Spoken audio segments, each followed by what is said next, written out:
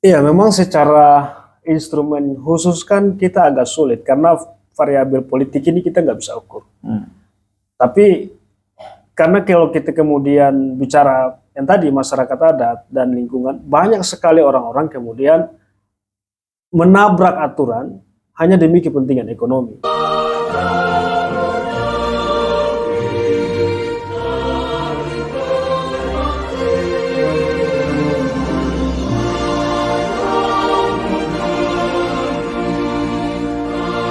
Bagaimana kabar Kak Kana? Baik-baik, Fev. Fev sehat juga. Sehat, alhamdulillah. Lama baru ketemu ketemu ini Kak Kana, Iya. sibuk apa saja nih akhir-akhir Baru ini? 3 hari. Baru Aktivit 3 hari kayaknya. ya, sibuk apa? Ya palingin baca berita, bikin artikel-artikel saja. Ya. Kan hanya itu yang ketemu bisa bikin tuh. Apalagi kan Bukan di pos 2 ya. ya, saya lihat kan Ada. saya lihat Kak Kanda ini lebih fokus bahas lingkungan ini, persoalan agraria kan.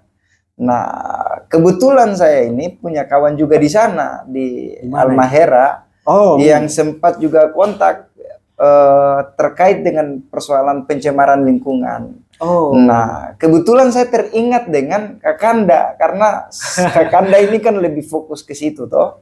Nah, kira-kira Kak Kanda melihat ini seperti apa persoalan pencemaran lingkungan di Halmahera ini? Iya, kalau kita orang lihat soal lingkungan ini kan hampir di seluruh wilayah Indonesia yang berkaitan dengan eh, pembangunan ya, Iya. baik itu di bidang pemukiman maupun sampai pertambangan, kelautan maupun pertanian sekalipun. Iya.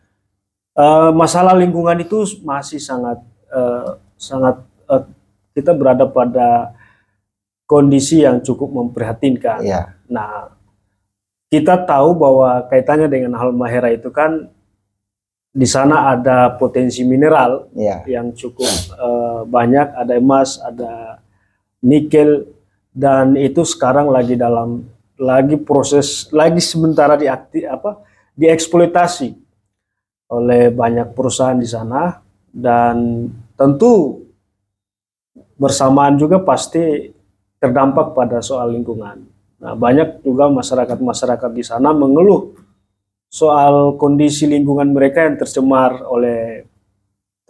pada air, kemudian yang tadinya sungai-sungai mereka jernih, laut mereka jernih, kemudian terkenal oleh limbah industri kan gitu. Nah, ini kan pada akhirnya kan berdampak buat utamanya petani maupun nelayan, itu kan sumber-sumber pencarian mereka itu terganggu dan bahkan penghasilan mereka itu menurun gitu akibat itu. Nah, itu selanjutnya kurang mendapat perhatian dari pemerintah itu sendiri. Padahal kan kita tahu bahwa dari pengolahan sumber daya alam khususnya mineral maupun semuanya lah itu kan ada yang namanya dana sosial atau kita sebut dengan CSR. Itu kan mestinya harus bisa mengimbangi dampak kerusakan itu. Tapi termasuk di wilayah pertambangan ada kegiatan pasca tambang yang bisa mengimbangi keseimbangan alam istilahnya. Biar kemudian itu tidak terlalu terdampak bagi masyarakat kan gitu. Tapi lagi-lagi faktanya hampir di semua wilayah strategis yang mengurus urusan sumber daya alam, khususnya yang paling repot sekali itu adalah wilayah sektor pertambangan, karena dia langsung menggali tanah, lalu kemudian ada yang saring melalui smelter, tapi ada juga yang langsung keluar ekspor ya. Otomatis itu akan terjadi kerusakan pada badan tanah. Nah, dampaknya otomatis akan banyak sekali dampaknya, termasuk kekeringan air itu juga bisa akan terdampak kalau eksploitasinya berlangsung dan tidak memperhatikan.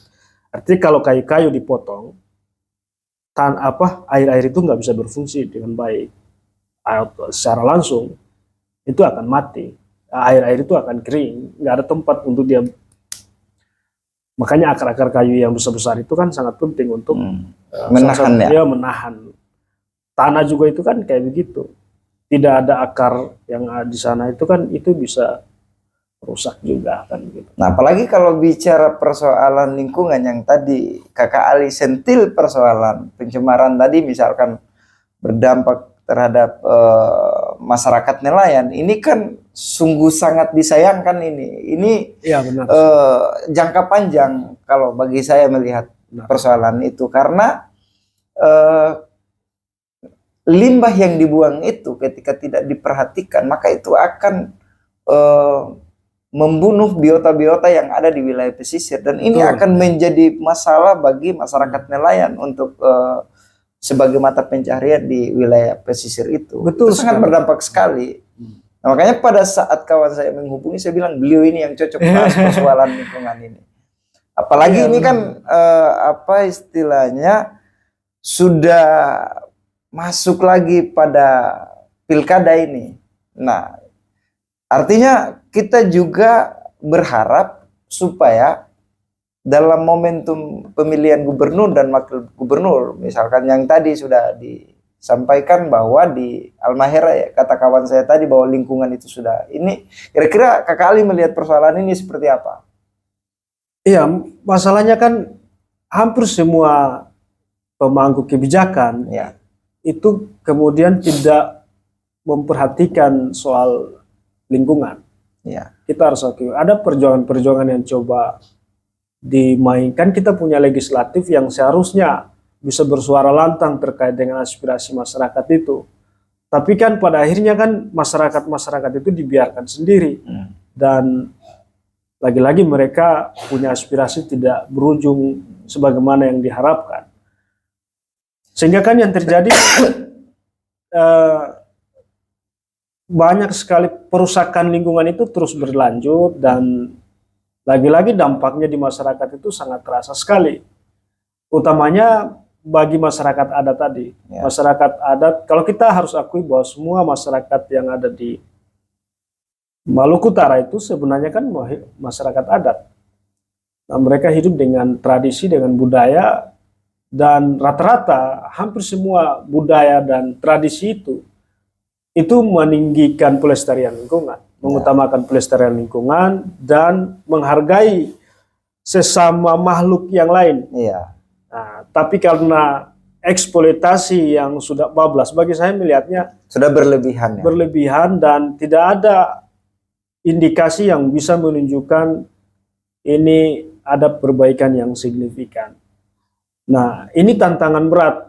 Apakah ke depan juga akan seperti ini? Nah, kaitannya dengan politik tentu sangat dekat sekali, karena kita tahu bahwa pengambil kebijakan itu yang bisa menjawab masalah yang dihadapi oleh masyarakat adat tadi.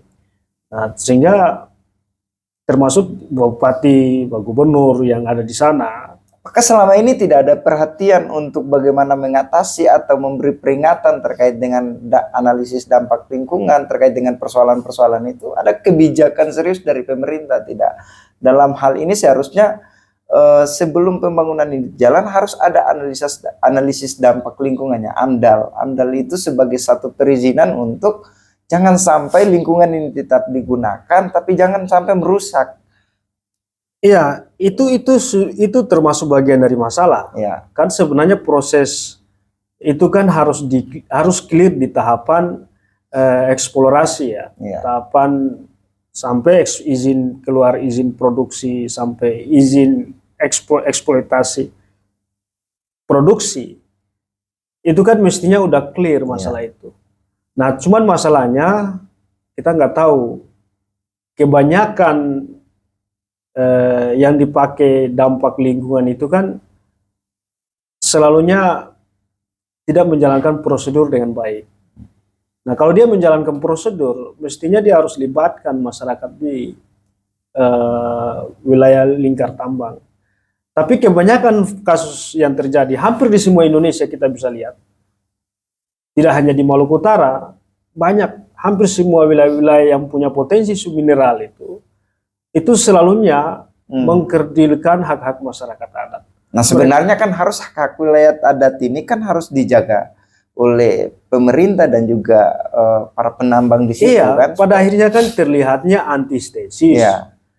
Kita tahu bahwa masyarakat agraria itu adalah sesuatu yang tidak bisa terlepas. Mereka butuh pengakuan dan perlindungan dari pemerintah. Itu undang-undang agraria mengatur itu. Undang-Undang Nomor 5 tahun 1960, Undang Pokok Agraria. Dan kita punya dasar hukum juga jelas. Kekayaan alam dan pasal 33 itu menjelaskan bahwa kekayaan alam yang terkandung di dalamnya itu harus benar-benar dikuasai oleh negara dan betul-betul memperhatikan kesejahteraan dan kemakmuran masyarakat lokal.